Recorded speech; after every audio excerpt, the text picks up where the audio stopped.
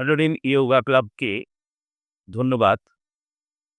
Doctor Zahir বিশ্বাসের মতো একজন প্রফেশনালকে নিয়ে এসে ছাত্রদের সাথে পরিচয় করিয়ে দেবার জন্যে।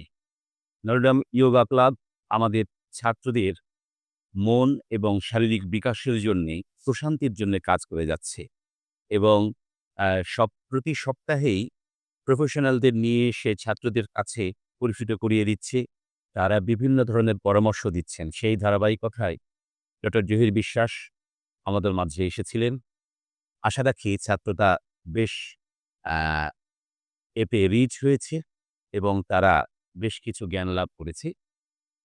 ব্যক্তিগতভাবে জহির বিশ্বাসের সাথে আমার সম্পর্ক ১৯৯২ সাল থেকে, যখন আমি ক্লাস 5 এ পড়ি।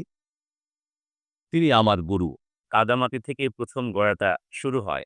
রং করেছি অনেকে, শেপ দিয়েছি অনেকে, কিন্তু ১ম কাদামাটি আমরা লোকাল ভাষায় বলি ছেনা। কাদাগুলোকে যে একসাথে মাখানো, এই কাজটা আমার জীবনে জহির বিশ্বাসই করেছেন। আমি তার কাছে কৃতজ্ঞ।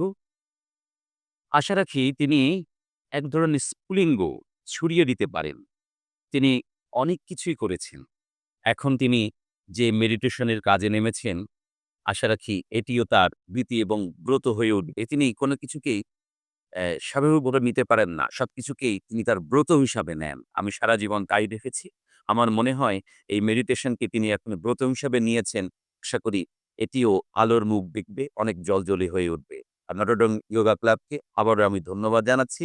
জহির বিশ্বাসের মতো একজন বিদগ্ধ এবং জ্ঞানী মানুষকে ছাত্রদের সাথে পরিচয় করিয়ে দেওয়ার জন্যে।